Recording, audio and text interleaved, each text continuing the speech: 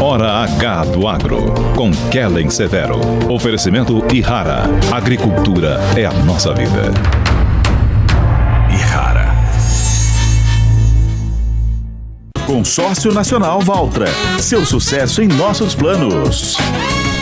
Olá, sejam muito bem-vindos ao Hora H do Agro, um programa onde discutimos e analisamos os temas que mais importam para o agronegócio brasileiro. Vamos aos destaques de hoje. Projetos chineses avançam na América do Sul. Porto de Xangai, no Peru, será o maior investimento na região. No Brasil, a presença chinesa cresce e vamos analisar os impactos para o agronegócio. Você vai ver também, presidente da França, Emmanuel Macron, visita Brasil com foco na agenda ambiental e climática. O agro ficou de fora de encontros com o líder francês. Na Argentina, confiança do agro dispara com Milei no poder. E mais, você vai ver ainda o desenvolvimento da agricultura brasileira no Cerrado e o papel das cooperativas agrícolas na produção de hortifruti. Tudo isso e muito mais no Hora H do Agro, que já está no ar. Projetos chineses estão avançando na América do Sul. Um exemplo é a construção de um megaporto no Peru, que promete encurtar distâncias rumo à Ásia. O Porto de Xangai é o maior investimento chinês na América do Sul e pode ajudar também as exportações brasileiras. O porto possui participação de 60% da empresa chinesa COSCO Shipping e a expectativa é que o tempo de viagem na rota América do Sul-Ásia seja reduzido em 2 semanas em alguns casos. A primeira etapa da construção deve ser concluída ainda no final deste ano.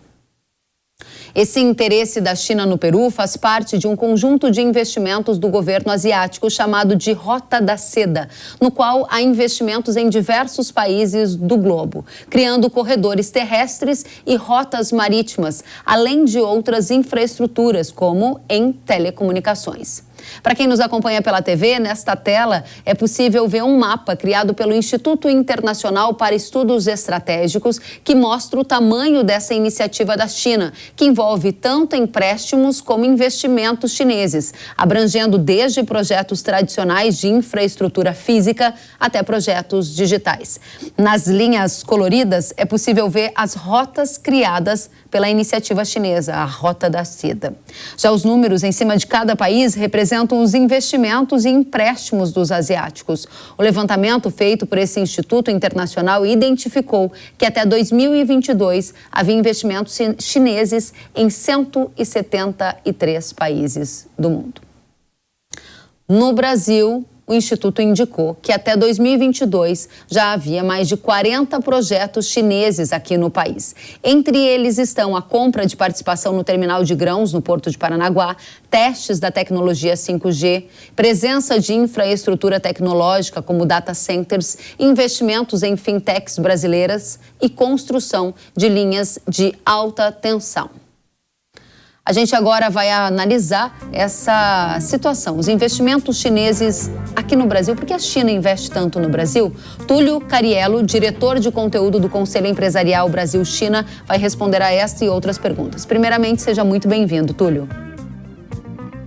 Oi, Kelly, muito obrigado pelo convite. Túlio, para a gente começar, há investimentos estratégicos da China espalhados pelo mundo, em portos de todo o mundo, como esse do Peru, que a gente acabou de mostrar, e aqui também no Brasil, a exemplo do Porto de Paranaguá. Que tipo de controle marítimo isso dá aos chineses? Por que é importante a gente observar isso de perto? Eu acho que é fundamental para os chineses, né, que são, na verdade, os principais parceiros comerciais da maioria dos países da América do Sul, ter o controle sobre o escoamento desses produtos, né? Então, naturalmente, a gente sabe que no passado, inclusive no início dos anos 2000, quando a China começou a despontar como um ator mais relevante no comércio internacional, boa parte, por exemplo, da questão dos produtos do agro que eram comercializados com a China dependiam, em grande parte, de transporte via tradings internacionais, né, dos Estados Unidos ou da Europa. Então, hoje a gente vê que a China, com esse crescimento da demanda, né, do mercado chinês, o aumento das vendas dos países aqui da região para a China, eles buscaram aumentar a sua influência, a sua capacidade de controlar o escoamento desses produtos. Por isso a gente tem visto, né, muito desses investimentos vindo para essas áreas ligadas a armazenamento, transporte, né, portanto, investimentos em portos, ferrovias, rodovias, armazéns, né, então acredito que isso faz parte de uma estratégia chinesa de, por conta desse maior comércio, né, que a gente tem visto nos últimos anos, ter um maior controle sobre o escoamento desses produtos. Túlio, dentro dessa perspectiva que a gente mostrou, esse investimento grande no Porto do Peru, qual a importância desse Porto do Peru para o Brasil? Porque a gente tem expectativas de algum encurtamento na distância, né, no trajeto ali até a Ásia. Isso traz algum impacto para o agro, direto ou indireto, na sua avaliação? Eu acredito que sim, porque, de fato, todo tipo de investimento que melhore a nossa infraestrutura, né, a regional, vamos dizer assim, pode acabar contribuindo, né? Eu acredito que esse porto no Peru não necessariamente vai ter um impacto tão significativo no Brasil, até porque a nossa rota costuma ser outra, né? Não necessariamente passa pelo Peru, mas, de fato, o Peru, por exemplo, vai ter muito a ganhar. Eles são grandes exportadores de minérios para a China, né? Aqui no Brasil também.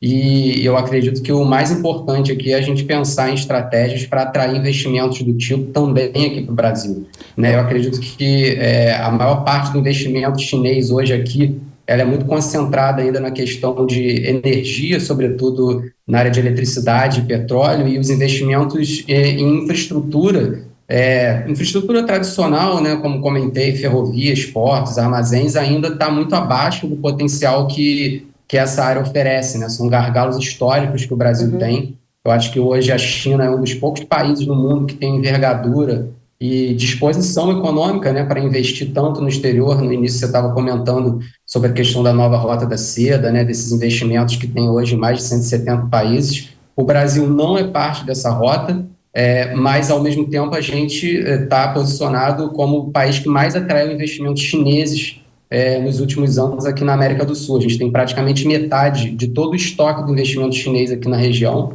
né? Então, acredito que a gente está muito no espírito dessa nova Rota da Seda, mesmo não fazendo parte oficialmente da iniciativa. Você acaba de dizer que o Brasil é um dos países que mais atraiu investimentos chineses nesses últimos anos. Por que a China investe tanto no Brasil? O Brasil é uma economia emergente, né, com um grande potencial para atrair investimentos. A gente não atrai apenas investimentos chineses. Se a gente for olhar, por exemplo, alguns relatórios da ONU, né, que dizem respeito a essa questão do investimento estrangeiro, o Brasil costuma figurar entre os países que mais atraem investimentos externos no mundo, né? A gente tem um marco regulatório que, de uma forma ou de outra, acaba favorecendo e facilitando a entrada de investimentos internacionais aqui no Brasil. A China hoje, por ser um dos países que mais investe no exterior, né, geralmente competindo ali com os Estados Unidos ou com alguns países europeus ou o Japão, é um país que tem todo o interesse no Brasil porque a gente, primeiramente, tem uma relação comercial já muito bem estabelecida com a China, principalmente nessa área de commodities. O agro, sem dúvida alguma, é talvez um dos setores mais importantes nessa situação, né, do nosso comércio com a China. E isso acaba atraindo muitos investimentos também, que são, de uma forma ou de outra, complementares, né? Por isso eu comentei que a questão do investimento em infraestrutura ainda está muito aquém do potencial que oferece, ou seja, a gente poderia ter muito mais investimentos chineses nessa área. Eu acredito que esse é um tema que tem sido muito levantado, né, na academia, no meio político e empresarial também. Agora, você destacou o agro como um dos pontos de atenção entre os chineses. Você também falou de investimentos em energia. Dentro do agronegócio, que é a área aqui que também nos interessa demais, qual é a principal ambição chinesa em relação ao aumento de influência aqui no país? A compra de terras por estrangeiros é algo que não pode acontecer aqui no Brasil, mas é uma meta, digamos, da China, porque a gente viu esse movimento também nos Estados Unidos. Eu acredito que não. Na verdade, quando os chineses começaram a investir no Brasil com assim, mais relevância, que foi lá para os anos, final dos anos 2000, no caso, eles até tentaram comprar terras aqui, mas viram que logo não seria possível por conta da legislação brasileira. Então, eu não teria nenhum temor em relação a isso. O que eles têm feito, na verdade, por exemplo, nessa área do agro, mais especificamente, tentar investir em outras áreas da cadeia produtiva do agro. Ou seja, eles não querem plantar aqui no Brasil para poder exportar para a China. Quem planta aqui no Brasil são as empresas brasileiras, né, os produtores brasileiros. O que a China tem buscado fazer é investir, por exemplo, na questão do escoamento de produtos. A gente tem hoje a maior empresa de alimentos do mundo, né, que é a COFCO, que é uma empresa estatal chinesa, com investimentos muito volumosos e significativos aqui no Brasil, em vários estados brasileiros. A gente tem outra empresa chinesa, que é a Longping, que tem investido muito na parte de tecnologia, sementes, né? Inclusive, eu acredito que os investimentos nessa área do agro, eles são muito maiores também, porque se a gente for olhar em termos de projetos, os investimentos aqui chineses nessa área do agro, tem só 6% dos projetos investidos pela China desde 2007, né, que é quando começa a nossa análise, então, do Conselho Empresarial Brasil-China.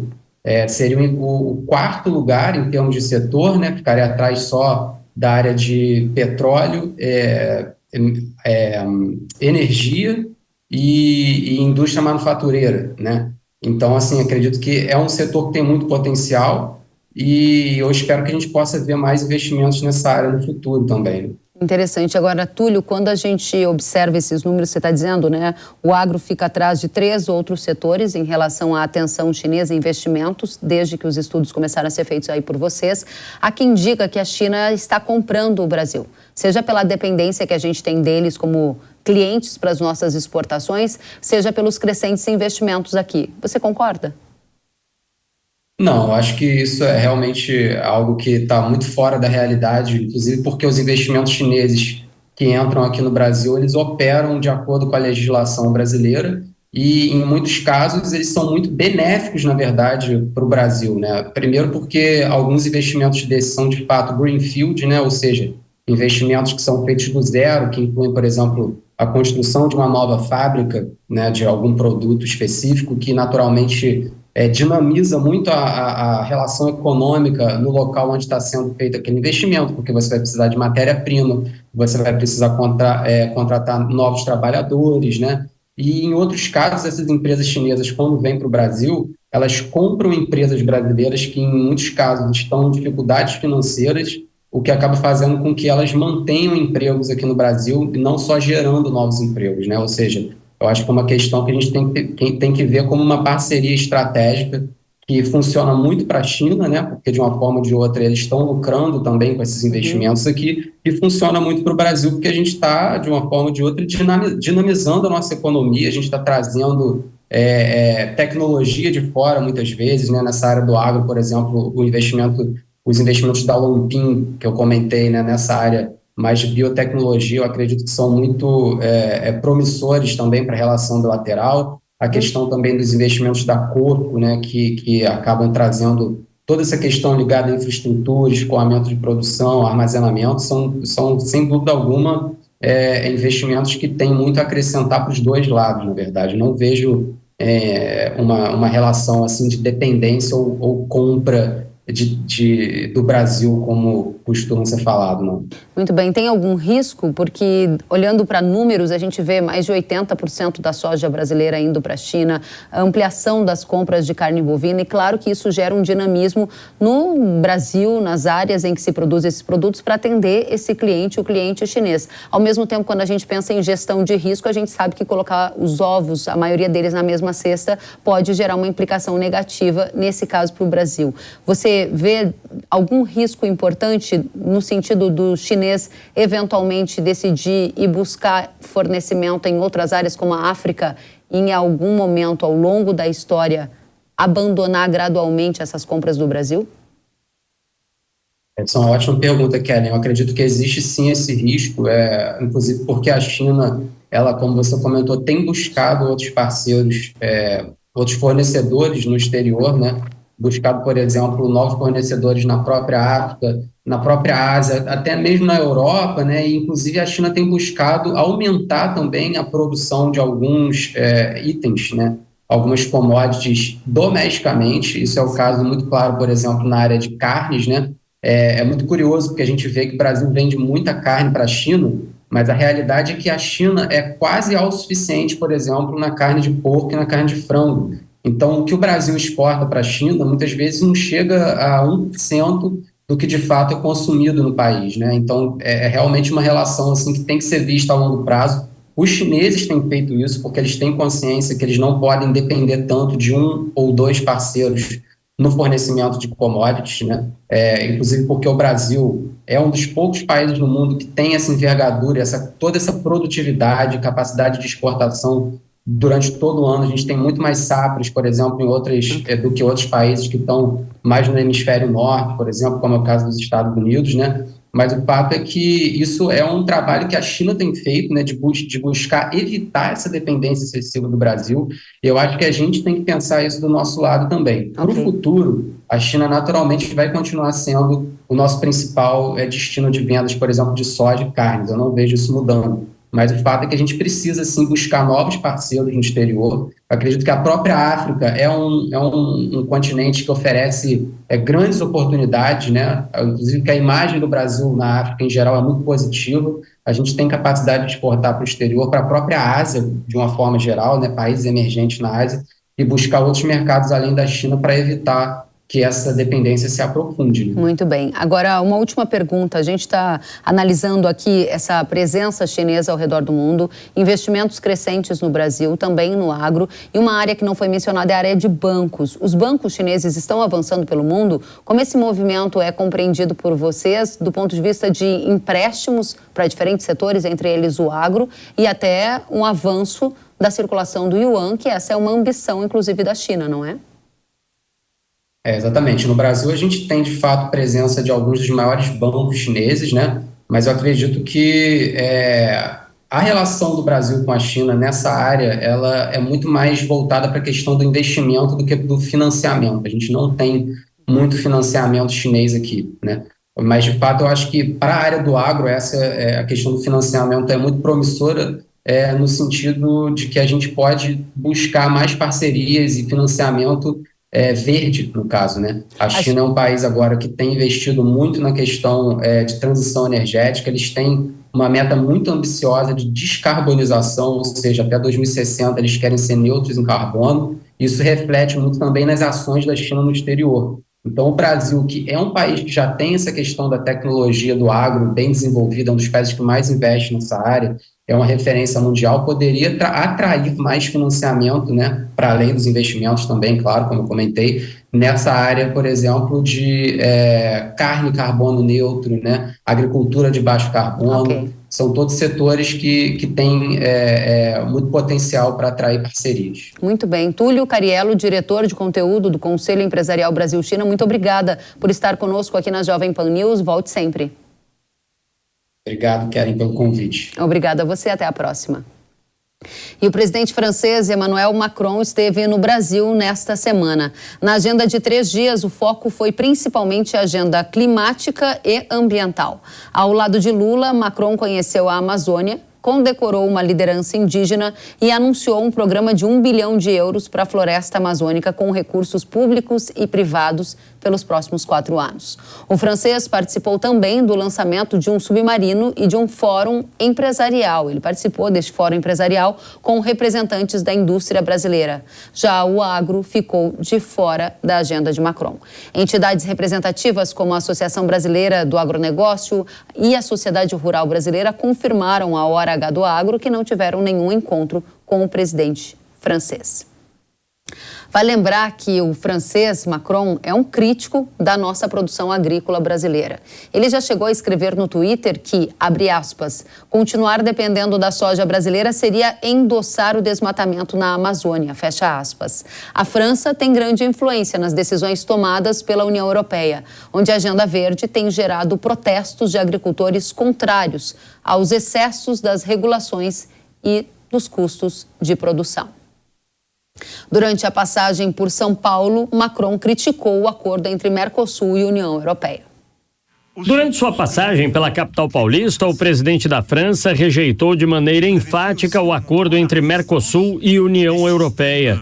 Ele jogou um balde de água fria sobre as pretensões do Brasil e dos vizinhos sul-americanos que cobram um consenso comercial o mais rápido possível. Para Emmanuel Macron, o acordo é péssimo, pois foi costurado há 20 anos com regras antigas e que não levaram em conta, por exemplo, questões como mudanças climáticas e biodiversidade, O francês defende um acordo responsável com causas que permitam reciprocidade. Muito bem, vamos analisar essa visita de Macron ao Brasil sob a perspectiva do agro e do futuro do setor com Evaristo de Miranda. Ele é ex-chefe geral da Embrapa Territorial e fez o mestrado e o doutorado na França, ou seja, é um conhecedor também da região. Evaristo, seja muito bem-vindo à Jovem Pan News. Obrigado pelo convite, é um prazer estar aqui com você, Kelly. Obrigada, Evaristo. E a primeira pergunta é, a vinda de Macron ao Brasil tem de fato alguma importância para o agro brasileiro? Por quê? Eu acho que, em primeiro lugar, ela poderia ter, não é? Então, acho que nesse debate aqui, na sua colocação, a gente tem que separar duas coisas. Uma coisa é a relação econômica, incluindo o agro, Brasil-França, acho que isso que é o relevante ser analisado. A outra é a política que o Lula e o Macron estão fazendo junto, não é? Um pouco de circo aí, sem nada de muito consequente para nada, né? Nem na Amazônia, né? Em tema algum, eles chegaram a alguma coisa de relevante. Então, acho que assim, o que é importante é dizer, a relação Brasil-França é uma relação muito significativa, né? A França é o quarto país investidor no Brasil, né? Você tem aí grupos muito grandes franceses no Brasil, que é Carrefour, Airbus, mas na agricultura também ela investe muito. Nós temos muitas empresas francesas produzindo no Brasil, né? Então, quando você fala assim que a França criticou a agricultura brasileira, mas no Brasil você tem um grupo enorme de empresas francesas, algumas desde 1940, né? Produzindo, atuando, etc, né? Então, acho que tem duas coisas que a gente tem que diferenciar. Quer dizer, uma coisa é a relação Brasil-França, porque ela é muito significativa. Além disso, nós temos 730 quilômetros de fronteira com a França, né? Na Guiana, né? Então, é a única colônia que ainda existe nas Américas, é a colônia francesa da Guiana, é uma colônia, né? É um colonialismo que continua existindo lá, é o único caso, né? E com essa colônia nós temos 730 quilômetros de fronteira. Então, você tem que dialogar mesmo. Mas a visita ela foi muito mais para assuntos internos de cada um, serviu mais para os dois personagens do que para as questões econômicas. E acho que os dois tiveram exatamente a altura um do outro. É muito importante essa reflexão que você faz na primeira resposta aqui desse nosso painel. Agora, o Macron visitou a Amazônia, ele condecorou lideranças indígenas, se reuniu com empresários, mas não foi conhecer regiões do agro brasileiro que ele critica. Inclusive, a gente pegou aqui uma aspa dele no passado em relação à soja brasileira. Por que o agro ficou de fora na sua avaliação? E era o setor que precisaria ser objeto de discussão, né? Então, ali tem um jogo assim, muito político, né? Se você apertasse o Macron aqui, trouxesse ele para falar com a Kelly, ele ia dizer para você que essas decisões não são dele, do acordo. Elas são lá em Bruxelas, entendeu? Agora, quando o público interessa falar para o público dele, aí ele fala que ele vai vetar, ele não está de acordo, etc. e tal. Então, tem um jogo assim no discurso do Macron permanente, jogando a responsabilidade, às vezes, para Bruxelas. Aí ele fala, não, isso não é a França que decide, é Bruxelas. Quando não interessa, né? Agora, nós temos uma agenda importante do agro, né, a ser tratada com a França, né? Esse acordo não é uma improvisação, ele vem sendo discutido há muito tempo. Mas é muito um presidente de falas, de bravata, né? Há quase 4 anos atrás, ele disse que ia plantar 2 milhões de hectares de soja na França, né? A França consome da ordem de 160, 170 quilos de soja por segundo, né? E o Brasil fornece aí para eles importam quase 5 milhões de toneladas, né? E ele falou que não ia se envolver com a Amazônia, liberou 100 milhões de euros para os agricultores, que eles têm 200 mil hectares de soja produzida de forma irrigada, caríssima, etc., né? E ele, na época, falou isso, né? Queria, enfim, desenvolver isso, e isso tudo não deu em nada, né? Não deu absolutamente em nada, né? Serviu para injetar mais dinheiro lá para os agricultores. Mas eu acho que tem que se procurar caminhos, inclusive, de crescimento conjunto, tanto da agricultura francesa como da agricultura brasileira. Esse tipo de discurso simplista de opor ao nosso agro, ao agro francês, não leva a lugar nenhum. Nós temos muitos exemplos de interesses convergentes, de investimento deles aqui e do quanto eles dependem de nós, né? Enfim, nós aqui estamos alimentando, para ter queijo francês, precisa leite, e a soja do leite vem do Brasil. O salmão da França é alimentado com soja do Brasil. Sobretudo, metade da soja do Brasil vai para ovos e frangos na França para alimentá-los, né? Eu lembro, pouco tempo atrás, eu vi uma propaganda na França, um outdoor estava escrito para parar com a importação de frango do Brasil, né? Lá dos agricultores da Bretanha. Eu até procurei um spray, porque eu queria pichar, mas não consegui achar. Eu ia pichar embaixo, mas não para a importação de soja não, hein? Senão a galinha da Bretanha vai passar apertado, né? Vai passar fome. Evaristo, e a agenda ambiental nessa visita de Macron aqui ao Brasil, ela saiu fortalecida depois dessa agenda Lula-Macron? Não, saiu fortalecida essa visão, não é, de subdesenvolvimento permanente dos povos da Amazônia, né? Ele não tratou dos problemas gravíssimos de saneamento da cidade de Belém, onde o esgoto corre a céu aberto, né? Qual é o maior problema de Belém? Ambiental. É não ter saneamento, né? Não ter água tratada, não ter esgoto, é o problema de Manaus, etc. Os problemas graves da miséria, da pobreza, dos piores índices de desenvolvimento. Isso não foi tratado. Ele tratou esse tipo de agenda que já vem sendo feita há muito tempo, não é? Em que você propõe manter aquilo como uma região do atraso e da pobreza, né? E quando se fala aí que vai dar 1 bilhão para a Amazônia, não vai dar para a Amazônia. Vai dar para as ONGs, para as ONGs que estão trabalhando nessa linha, como ocorre já com o Fundo Amazônia. Então, eu acho que, assim, para a Amazônia foi um dia triste, né? Ninguém que produz alimento na Amazônia participou disso, né? Foi um grande circo, né? Foram visitar aquela ilha, que é tão visitada quanto a Torre Eiffel, de certa forma, né? Fizeram ali o programa deles. Acho que foi uma coisa muito política dele, do Lula, né? Foi dentro do esperado. Agora, tema seríssimo como esse do acordo Mercosul, como é que você pode tirar isso da agenda quando a pessoa vem te visitar? E mais, na hora de ir embora, o presidente da França fala disso, né? Na última fala, ele fala e critica, né? Realmente. Agora, Evaristo, quando você fala que houve um circo, né, houve um aproveitamento político dessa visita, a gente observa que faltou espaço para tratar daquilo que realmente importa, né? Por exemplo, do compromisso que o agro brasileiro tem com as questões ambientais. E a gente trouxe, a título de comparação, uma tela com algumas das diferenças entre os dois países, aqui lembrando que tem na França, o Brasil, um parceiro comercial importante, como você mesmo colocou, e a gente observa aí na tela uma das diferenças entre os países. Segundo a FAO, a área agrícola da França ocupa 52,1% do território. Aqui no Brasil, a área agrícola ocupa menos de 30%. O principal argumento do Macron é que o agro brasileiro não tem compromisso ambiental. Esses números quebram essa narrativa? Esses números cabem questionamento a eles, né? Eu acho que é mais grave do que eles apresentaram aí, esse dado da FAO. A FAO vive a reboque de muita coisa. Mas, por exemplo, essas florestas da França são todas plantadas, né? São florestas manejadas, né?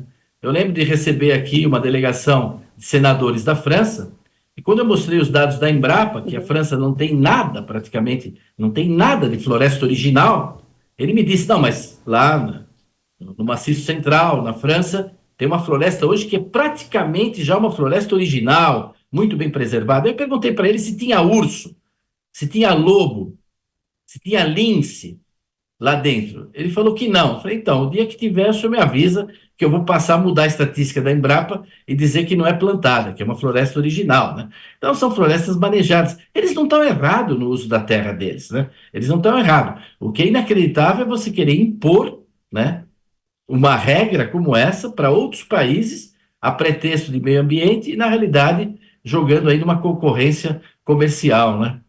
Mas eu acho que tem que procurar caminhos de convergência. Há muitos interesses conjuntos positivos possíveis, alguns já acontecendo, entre o agro brasileiro e o agro francês. E nós temos que superar, não é, esse discurso de guerra simplista que ele foi reiterar no Brasil. Eu achava que ele ia trazer uma palavra um pouco mais construtiva, mas ele fecha a porta a essa construção. Muito bem, Evaristo. Agora, dentro dessa perspectiva de convergências, muitos dos produtores rurais aqui do Brasil são convergentes, eles concordam com com o movimento dos produtores rurais europeus de protestos que estão acontecendo lá. A gente vai mostrar algumas imagens, Evaristo, para você poder comentar conosco também. São protestos que estão há semanas se espalhando pela Europa. Há europeus, inclusive, de acordo com agências de notícias, que atiraram ovos contra a polícia em mais um protesto nessa semana. Houve incêndio de feno, centenas de tratores novamente fechando as ruas perto da sede da União Europeia, onde os ministros da Agricultura estavam reunidos para tentar aliviar manifestações sem precedentes lá no bloco europeu. Os agricultores protestaram contra o que consideram burocracia excessiva, práticas comerciais desleais, aumento de exigências ambientais e importações de itens da Ucrânia, por exemplo. No Reino Unido também teve manifestação. Agricultores fizeram um tratoraço em direção ao parlamento do país. Eles alegam que acordos comerciais entre o Reino Unido e outros países, incluindo Austrália e Nova Zelândia, estão abrindo as portas para importações de custos menores que prejudicam os produtores britânicos. Qual a sua análise sobre essa onda de protestos na Europa que se arrasta há meses já? Eu não quero ser simplista, nós estamos diante de uma coisa muito complexa, né? Eu vivi muitos anos na França, conheço bastante, assim, de ter estado junto dessa agricultura, muitos amigos na agricultura francesa, etc. Mas eu digo o seguinte, vamos tomar um ponto que você salientou. Quer dizer, hoje eles sofrem o mesmo problema que nós sofremos no Brasil.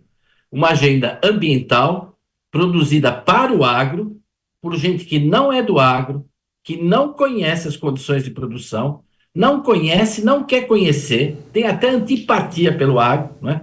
Então, hoje, a agenda política, a política ambiental para o agro, na Europa, como no Brasil, é feita por gente urbana, como no Brasil, por paulistano, não é? Por gente do Rio de Janeiro que fala de Amazônia e propõe programas para a Amazônia, etc., para a agricultura. Quer dizer, é uma agenda desvinculada da realidade, né?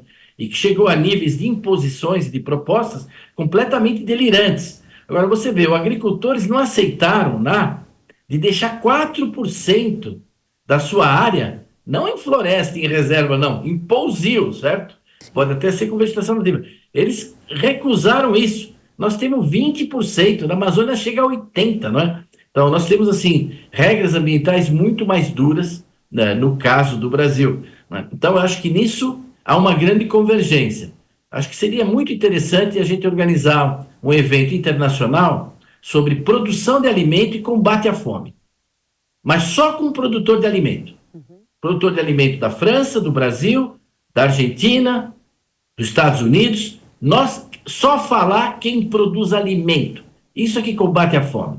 E aí existe uma agenda comum, sim, que os produtores de alimento, como nós estamos vendo aqui nas imagens, estão enfrentando no mundo inteiro. Uma agenda imposta por um mundo urbano que desconhece a realidade rural, não é? E impõe regras completamente delirantes. No Brasil, isso é cotidiano. É cotidiano. Para te dar um exemplo, sem falar quem foi o pecador, né? Nós estamos começando a criar galinha ao ar livre também, né? Para produzir ovos ao ar livre, não é? E claro que a galinha faz cocô ao ar livre, né? Já tem órgão ambiental mandando furar poço para tentar medir se vai comprometer o aquífero Guarani, entendeu? Mas assim, é umas coisas completamente delirantes dos órgãos ambientais, que desconhecem. Então, eles são ruins, tecnicamente falando, e são ruins também do lado operacional, do lado do sistema de produção. Quer dizer, é um pessoal que vive criando dificuldades e, infelizmente, em alguns casos, vendendo facilidades. Então, essa agenda dos agricultores da Europa, uma boa parte dela é comum com a agenda de todos os produtores de alimentos significativos, né, do planeta. Muito bem. Evaristo, dentro dessa lógica, a última pergunta que eu tenho para te fazer é sobre a lei antidesmatamento. A gente viu agora nos últimos dias que cerca de 20 países da União Europeia pediram que a lei antidesmatamento do bloco ela seja reduzida e possivelmente suspensa. O argumento é que a nova regra ambiental prevista para entrar em vigor no fim deste ano prejudicaria os agricultores europeus. A lei antidesmatamento que afeta o agro brasileiro, ela proíbe a União Europeia de importar produtos de desmatamento legal e ilegal, só para nossa audiência lembrar, como café, soja e carne bovina. Essas regras, elas vão entrar em vigor ou a lei antidesmatamento está se enfraquecendo a cada novo protesto e a cada percepção de que a realidade vai se impor e o custo dela é muito alto? acho que a gente tem que caminhar com duas pernas nisso. Primeiro, o nosso complexo de vira-lata, né? Porque aqui no Brasil já tem gente que assumiu essa lei como uma coisa sagrada, importantíssima, e estão gastando uma energia com isso colossal, né? Cada um lá no seu cantinho, etc., sem olhar o conjunto da agricultura brasileira, né? E é verdade, se essa lei for aplicada rigorosamente, ela vai prejudicar os agricultores da Europa. Eles vão ser os grandes prejudicados. Em vários casos, não temos tempo aqui para detalhar isso. E eles já estão reagindo a isso. E mais, quando Bruxelas anunciou agora que vai adiar, eles falaram, não é adiar, é acabar, né? É acabar, não queremos adiamento, né? Então, eu acho que, enfim, essa agenda ESG da Europa, ela foi por água abaixo, ela está indo por água abaixo lá pela reação dos produtores, né? E vai trazer reflexo também para nós. Então, nisso, de certa forma, de novo, esses agricultores estão tendo conquistas que podem ser interessantes para o agro. Ninguém é favorável ao desmatamento, mas os países têm que ser responsáveis e eles têm a sua soberania. Quer dizer, nós temos uma legislação rigorosíssima, né, do Código Florestal, tem que obedecer o Código Florestal, agora eles querem ir além do além, né?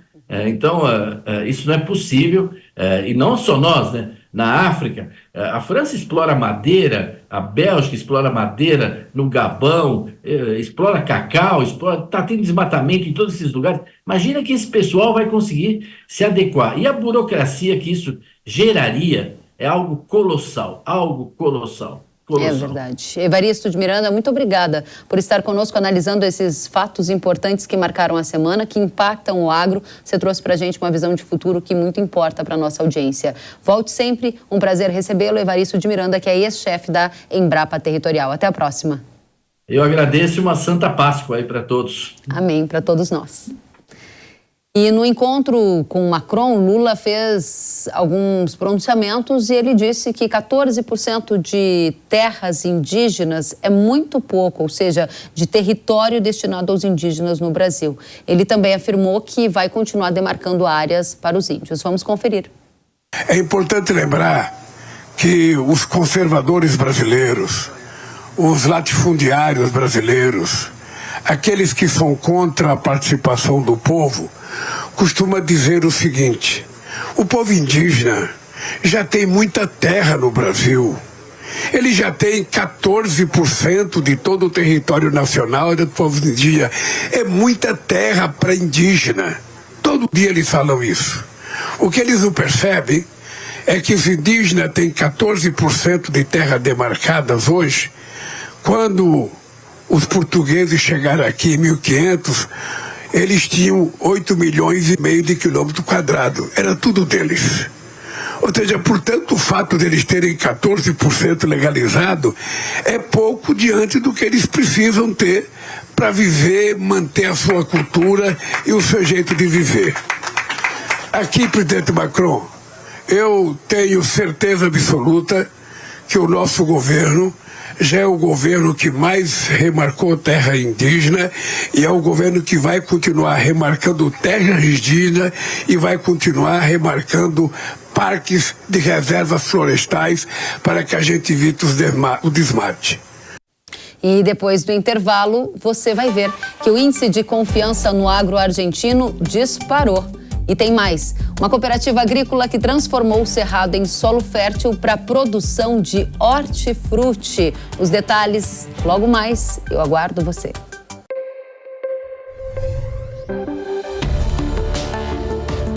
O agro, setor que movimenta a economia brasileira, gerando renda, emprego e oportunidades para toda a população. Hora H do Agro, com Kellen Severo.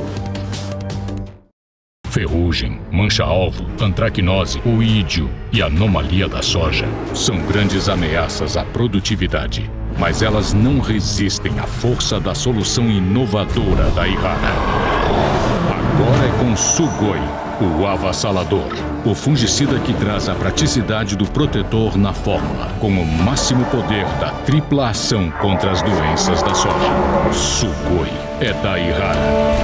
Apenas o receituário agronômico. Consulte sempre um engenheiro agrônomo. Olá pessoal, aqui quem fala é Zico. venho apresentar para vocês uma empresa que é camisa 10 no mundo dos consórcios. O Consórcio Maggi, com quase 4 décadas de tradição, o Consórcio Maggi trabalha com consórcio de carros, imóveis, caminhões Volkswagen, equipamentos Caterpillar e máquinas agrícolas das marcas Massey Ferguson e Valtra. Acesse consórciomaggi.com.br, faça sua simulação e agarre esta oportunidade. Consórcio Maggi. Pensar no futuro é agir agora. Sabia que o Brasil é um dos maiores produtores de soja e milho no mundo? Esse mercado movimenta mais de 70 bilhões de dólares anualmente e tem muitas oportunidades. Com o curso de comercialização de soja e milho da NIL, você aprende a negociar preços em bolsas internacionais e proteger seu capital. O professor João Birkan tem mais de 60 anos de experiência e vai te ensinar como ganhar dinheiro no agronegócio. Garantir uma taxa melhor do dólar para daqui a 12 meses. Esse curso é ideal para você que quer trabalhar com trading de soja e milho no mercado financeiro e para você que é produtor e quer potencializar os lucros com sua safra. Ingresse no setor que mais cresce no Brasil. Acesse nilcursos.com.br e inscreva-se.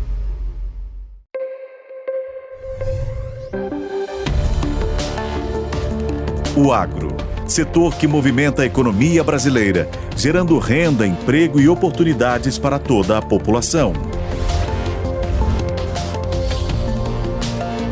Hora H do Agro, com Kellen Severo. Estamos de volta com Hora H do Agro aqui na Jovem Pan News. Eu te convido neste momento para conhecer uma das maiores cooperativas agrícolas aqui do nosso país, responsável pela produção e distribuição de hortifruti, é a Copadap. A cenoura, inclusive, é transportada até de balsa para chegar ao prato do consumidor final. Vamos conferir agora o segundo episódio da série Agricultor Todo Dia, especial Cooperativas. Chegamos em São Gotardo, Minas Gerais. Copadap é o nosso destino. Primeira cooperativa de HF que a gente vai conhecer. Aqui tem cenoura, abacate, alho e muito mais. Vamos junto!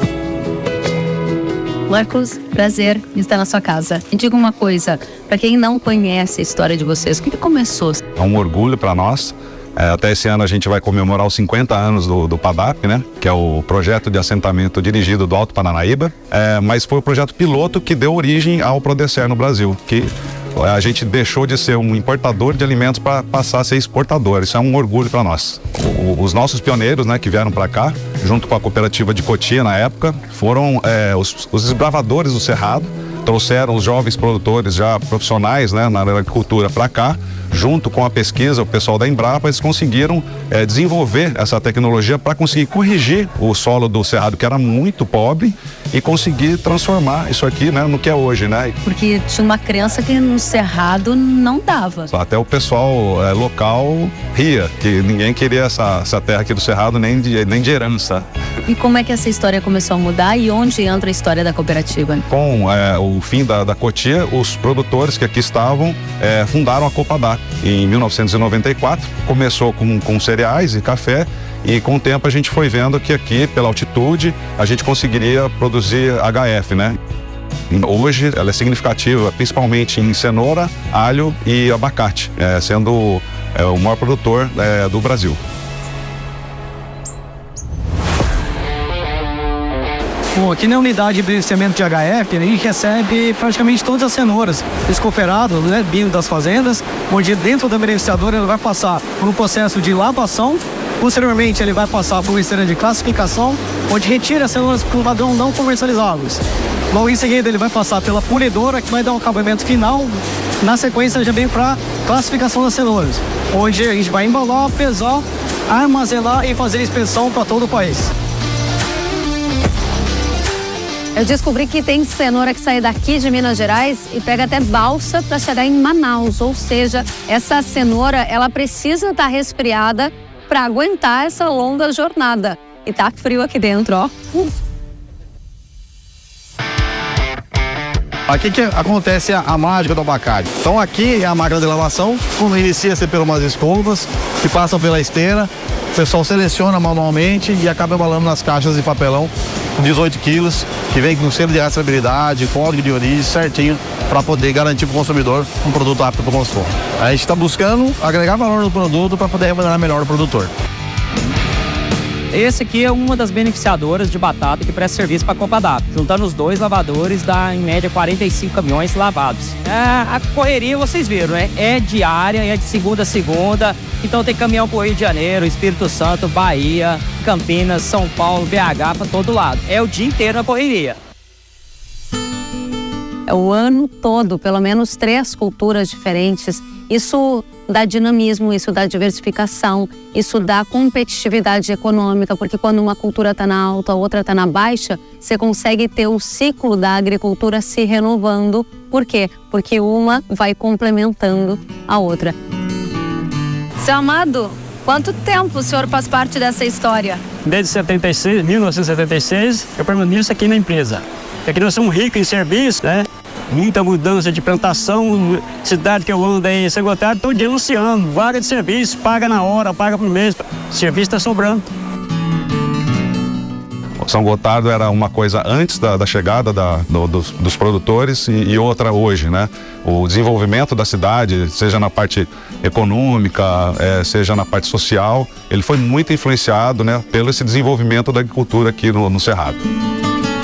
Quando a gente anda aqui pela cooperativa, fica muito claro o tamanho da estrutura, o número de funcionários. E dá para entender todo esse suporte que quem está lá no campo recebe e que vem daqui, né? A cooperativa, ela independe do tamanho do produtor, né? Então, hoje a gente pode dizer que tanto o pequeno produtor como um grande produtor, né?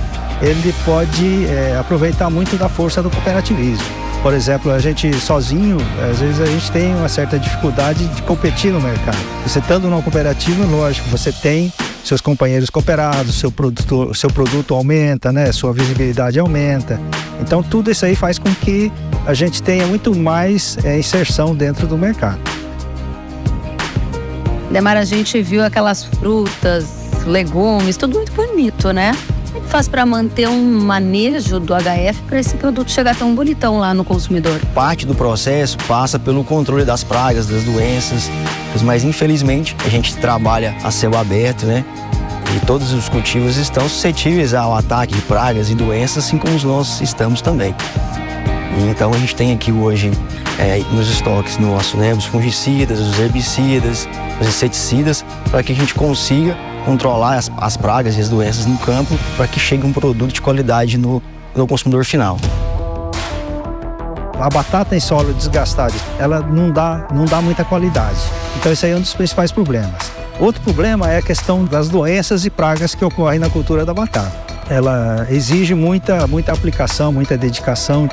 A Yara traz hoje várias ferramentas de ações rápidas e eficazes para o tratamento de pragas, doenças e plantas daninhas, deixando o produtor livre para extrair o máximo potencial produtivo das lavouras. Então a gente vem a campo para ouvir do produtor as necessidades, né, escutar suas dores e trazer soluções para o campo para poder agregar no negócio do produtor. A Yara tem em especial o Totality, o Completo, o Eleito e o Milbenox, que vai proteger a lavoura de forma rápida, eficiente, e o produtor pode explorar o máximo potencial produtivo da cultura.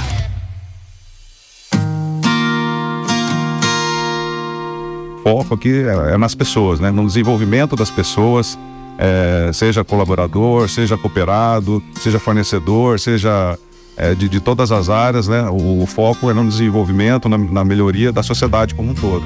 Todo mundo pensa junto. Para isso existe uma cooperativa, né? Eles estão fazendo a parte deles, a cooperativa faz a parte dela. Eu dependo deles, eles dependem de mim. Então, aquilo que a gente não consegue fazer sozinho, ou que faz melhor se unindo, é o que une esses produtores aqui. Eu tenho que pegar na mão do mundo. Chega até emociona.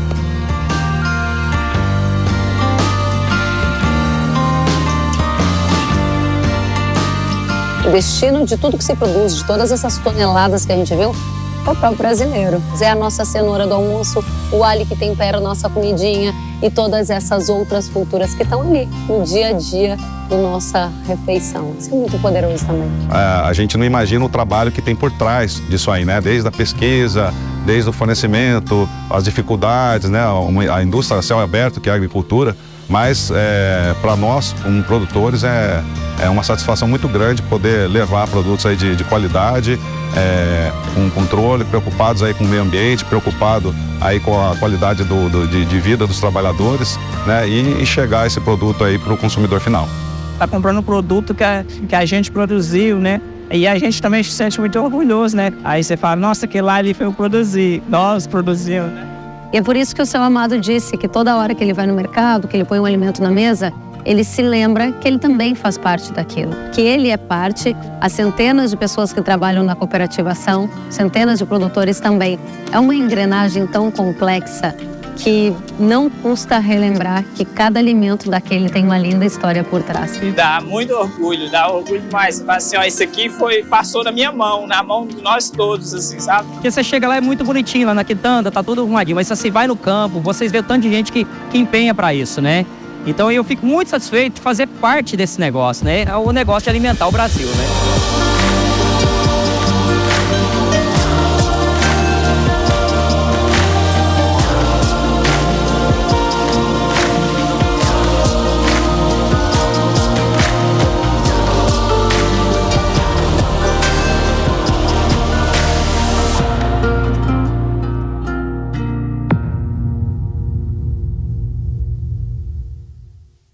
Que lindo ver de perto essa história, que é a história da produção do alimento brasileiro. A gente vai continuar viajando o Brasil a convite da Ihara para revelar mais histórias de sucesso das cooperativas agrícolas do Brasil. No próximo mês tem mais Agricultor Todo Dia aqui no Hora H do Agro. E uma pesquisa realizada pela Associação Agrícola da Argentina, chamada CREA, indicou nesta semana uma disparada na confiança do setor com os rumos da economia lá do país deles. O estudo, que ouviu 1.478 empresários agro de diferentes regiões, indicou que 77% deles consideram que a situação econômica do país poderá melhorar em um ano. Esse número chama atenção, já que no último levantamento, em novembro, apenas 20% dos empresários rurais acreditavam em uma melhora. Em relação à situação financeira e econômica das empresas do agro, 63% disseram que acreditam em uma melhora no próximo ano. Veja que este é o melhor patamar desde 2016. Vamos analisar a situação econômica da Argentina, do agro de lá, com repercussões no agro brasileiro de forma direta ou indireta. José Carlos de Lima Júnior, sócio-diretor da Marquestrate, é o nosso convidado para essa análise. Seja bem-vindo, Zé Carlos. Olá, Kelly. Obrigado pelo convite. Zé Carlos, para a gente começar essa conversa, por que o empresariado agro está tão confiante com o governo de Milei? Bom, não dá para questionar, né, que a desvalorização cambial que o Milei colocou assim que ele assumiu acabou trazendo aí muito mais divisas para dentro da Argentina, em face aí da desvalorização que o peso sofreu. Então, nesse cenário, toda exportação que atualmente está sendo feita pelo agronegócio argentino e que tem crescido do ano passado para esse, até em função da própria produtividade que eles têm alcançado no campo, isso com certeza aí faz com que entre mais divisas, mais receita para dentro dos argentinos, né, dentro do mercado local. Muito bem, agora dentro desse contexto que você coloca de desvalorização cambial, apesar de uma melhora na confiança, há pouco interesse em investir. A gente preparou uma arte para dar uma olhadinha nesses dados, eu vou te pedir atenção para a gente juntos analisar. Momento para realizar investimentos, 62% disseram que é um momento ruim, 14% disseram que é bom e 24% indistinto. O que isso significa na prática, Zé Carlos? Há um aumento de confiança, mas uma pouca disposição para investir? Então, é muito interessante, né, Kelly, quando você pega e coloca essas duas situações lado a lado. De um lado, você tem um setor que está percebendo uma vantagem com o Milei, em face, principalmente que eles estão exportando, então está ganhando muito mais dinheiro, no sentido de que a desvalorização cambial faz com que entre muito mais dólares para dentro do país. Então, lógico, para quem está vendendo é excelente. Por outro lado, para você fazer investimento, é necessário você ter uma previsibilidade futura. E essa previsibilidade futura significa que não é olhar a Argentina com os olhos desse 2024, 2025, mas daqui a 10 anos, como seria a Argentina ou como ela estará. E aí, nesse sentido, o empresariado como um todo aguarda, com certeza, as aprovações e principalmente a direção efetiva que a Argentina vai ter aí nos próximos anos. Principalmente considerando que faz menos de 6 meses que o próprio Milei assumiu a presidência do país portanto, ainda é muito recente para que a gente possa virar e falar que, no longo prazo, apesar de tudo isso que ele tem feito, né, cortar gastos públicos, por outro lado, ter uma desvalorização cambial que, com certeza, vai aumentar em muito a inflação no país, pelo menos no curto espaço de tempo. Então, o que o mercado, como todos os investidores fazem, é aguardar os desdobramentos. Daí o receio que você vê aí nesses números. Muito bem, e essa questão principal para a nossa audiência é entender como que a atual condição argentina impacta direto ou indiretamente o Brasil do agro. Porque eles podem aumentar a produção, podem aumentar a exportação, podem aumentar incentivos para algumas cadeias e repercutir aqui, já que a gente concorre em alguns produtos. Qual é a sua visão de curto e médio prazo? Primeiramente, a gente precisa considerar o que acontece recentemente, né? Vamos separar aí soja e milho, né? Que são duas cadeias muito fortes que o Brasil compete diretamente com eles. Primeiramente, aí falando de milho, eles tiveram uma redução em pelo menos da ordem de 2,5%, o que antes era 56 milhões e meio, caiu aí para cerca de 54 milhões de toneladas nesse 2024, que é ainda um número expressivo. Por outro lado, soja, tudo indica que eles vão voltar esse ano com uma produtividade muito boa e, de certa forma, até mesmo o ritmo, o andamento ali da produção, segundo a própria Bolsa de Cereais da Argentina, eles trouxeram que a produtividade esperada realmente será alta. Então, nesse caso, a gente vai ter um retorno de um país com uma grande oferta aí de soja. Lembrando que a Argentina é um grande processador e exportador mundial de farelo de soja. E é nesse sentido que nós deveríamos comparar diretamente com o nosso país vizinho. Porque uma vez que eles têm um grande volume de produção de farelo e exportam, atualmente são responsáveis por quase que 30% do mercado mundial, a partir do momento que você coloca um grande volume de farelo, você derruba o preço do farelo de soja. Consequentemente, o grão, né, a soja, a commodity em grão ali, tem que ser mais barata do que o farelo, até porque a gente vai ter todo o custo industrial de moagem e processamento. Então, é mais nesse sentido que eu vejo um impacto direto no agronegócio. Mas lembrando, com certeza, que a gente tem que olhar a Argentina, não apenas, né, soja, milho, mas também incluir aí, por exemplo, trigo, que é outra cadeia produtiva que, queiramos ou não, o país é bastante forte. Você está dizendo, em outras palavras, que uma melhora na economia sob o governo de Milei tende a deixar o agro argentino mais competitivo e significa um risco para o agro do Brasil, de alguma maneira, porque concorrem em alguns produtos? Sim, eu acho que a gente pensa em termos de produção agrícola e exportação, a gente tem com certeza aí um player, um competidor direto. Por outro lado, quando a gente pega e faz uma outra comparação de parceiro comercial, eles indo bem para nós, igualmente seria bem, pensando que o Brasil também exporta para ele. Só que fazendo a separação de agronegócio, realmente o Brasil ele terá um competidor expressivo aí que, com esse próprio retorno que está sendo colocado não só pelo clima, mas também ali para essa condição de desvalorização cambial, o que faz com que o produto argentino, de certa forma, até fique mais barato do que o brasileiro. Muito bem. Uma última pergunta. É possível fazer algum paralelo com a confiança do agro lá da Argentina e a confiança do agro no Brasil neste momento? A minha pergunta tem a ver com também o cenário não só político, mas também de queda de preço de commodities e interesse de colocar mais investimentos no setor aqui no nosso país. São duas realidades que a gente pega e olha em termos do ambiente econômico que eles estão inseridos, né, principalmente a parte institucional, em que tem a parte política envolvida. A gente tem do lado de lá uma mudança de governo e sempre toda mudança de governo traz uma expectativa muito mais positiva. Então, comparando com o Brasil, nós já temos aqui, digamos, 2 anos de governo comparado com 6 meses do lado deles. Então, nesse sentido, é natural que eles estejam muito mais confiantes do que o Brasil. Por outro lado, eles estão saindo de uma crise agrícola em relação ao clima, ao contrário do Brasil, que está sofrendo com problemas de clima aqui dentro. Então, é natural que a gente tenha, nesse momento, uma expectativa do argentino muito superior à expectativa nossa aqui dos brasileiros. Mas lembrando que no longo prazo, em termos de comparação direta, o Brasil ainda mantém uma vantagem competitiva bem superior à Argentina. Em termos assim de condições internas, nós temos hoje uma estrutura muito mais segura, não só em termos de inflação, bem como também em termos aí de uma taxa de juros, algo que a Argentina nesse momento não dispõe. Então, essa confiança que a gente pega e olha nesse curto espaço de tempo, pensando a confiança do empresariado, vamos pegar o setor agrícola argentino com o brasileiro, é natural que eles estejam muito mais animados. No entanto, as condições macro de cada país não dá para discutir. Nós estamos numa situação bem melhor do que a da Argentina, Kellen. Muito bem, José Carlos de Lima Júnior, muito obrigada pela presença. José Carlos, que é sócio-diretor da Marquestrate, fica convidado para voltar sempre. Obrigado, Kelly, e sempre à disposição. Obrigada a você, até a próxima. E agora eu tenho um recado para você que nos assiste. A proteção que o seu canavial precisa está aqui, na Ihara. Yamato é o herbicida pré-emergente para a cultura da cana que tem ação comprovada. Desenvolvido com a exclusiva tecnologia, Yamato age antes mesmo das daninhas aparecerem. O diferencial? Alta seletividade e residual prolongado. Capim braquiária, capim colchão, capim colonial. Yamato domina as daninhas, garantindo a produtividade da sua cana.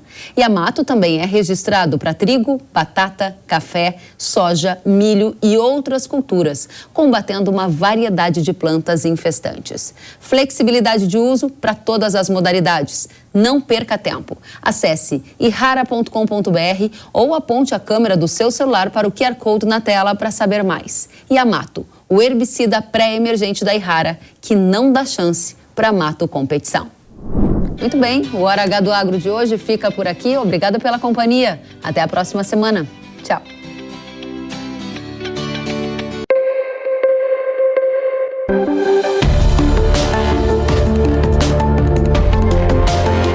Hora H do Agro, com Kellen Severo. Oferecimento Ihara. Agricultura é a nossa vida. Ihara. Consórcio Nacional Valtra. Seu sucesso em nossos planos. Realização Jovem Pan News.